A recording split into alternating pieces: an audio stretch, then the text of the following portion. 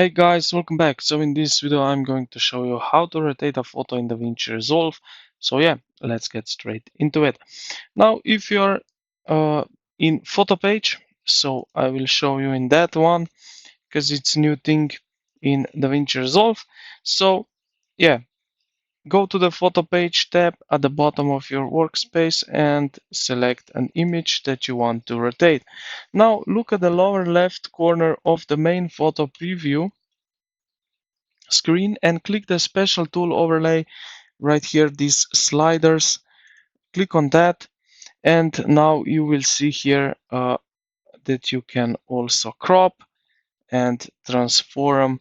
You can change how image will look like, and you can also rotate this image. So how we will do that?